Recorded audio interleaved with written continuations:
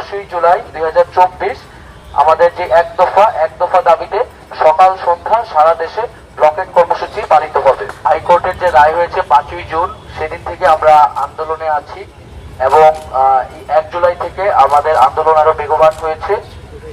এখানে একটি জিনিস স্পষ্ট করতে চাই যে এই আন্দোলন কিন্তু শিক্ষার্থীরা নিজ উদ্যোগে তৈরি করেনি, বরং হাইকোর্টের রায় এবং সরকারের যেই নিশ্চুপ ভূমিকা, সেই নিশ্চুপ ভূমিকার ফলে কিন্তু এই আন্দোলনের প্রেক্ষাপট তৈরি হয়েছে।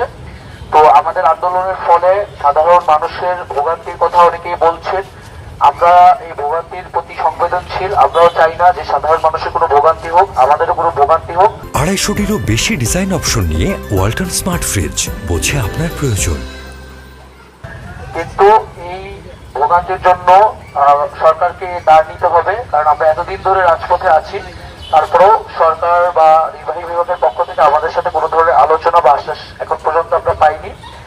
তো আমাদের অন্যান্য সমন্বয়বৃন্দ যেটা স্পষ্ট করলেন আমাদের দাবির বিষয়টি, প্রাথমিকভাবে হাইকোর্টের রায়ের প্রেক্ষিতে আমাদের আন্দোলনটি শুরু হলেও আমরা কিন্তু এখন একটা চূড়ান্ত ফয়সালা চাচ্ছি, কারণ 18 পরিপত্র ফিরে আসলেও এটি আবারও বাতিল হওয়ার সম্ভাবনা থাকবে।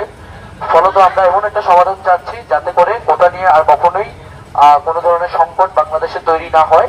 সেজন্য আমরা সংসদে আইন পাশের মাধ্যমেই অনগ্রসর জনগোষ্ঠীকে বিবেচনায় রেখে কোটার সমস্যা বা কোটার বৈষম্য নিরসন করার কথা বলছি। আর আদালতের যে বিষয়টি, মহামান্য আদালতের প্রতি আমাদের পূর্ণ শ্রদ্ধা এবং আস্থা রয়েছে। আদালতে যেহেতু বিষয়টি গড়িয়েছে, আদালতে আইনি প্রক্রিয়ায় সেটি আইনিভাবে গড়বে, কিন্তু কোটা যেহেতু একটি আন্দোলনের প্রেক্ষিতে এই ডিসিশনটি হয়েছিল এবং আমরা মনে করছি নির্বাহী বিভাগ এবং সরকারের এখানে হস্তক্ষেপের সুযোগ রয়েছে। সরকার চাইলে নতুন পরিপত্র জারি করতে পারে। ফলত আমাদের আন্দোলন কিন্তু আর আদালতের প্রেক্ষাপটে নেই। আমাদের আন্দোলনটি এখন মূলত সরকার এবং নির্বাহী বিভাগের প্রতি। তো সেই জায়গা থেকে আমাদের যে বাংলা ব্লকেট কর্মসূচি আমরা ঘোষণা করেছি এবং গত 2 দিন ধরে চলমান ছিল, সেটি অব্যাহত থাকবে। আগামীকাল 10ই জুলাই 2024 আমাদের যে এক দফা দাবিতে সকাল সন্ধ্যা সারা দেশে ব্লকেট কর্মসূচি পালিত হবে।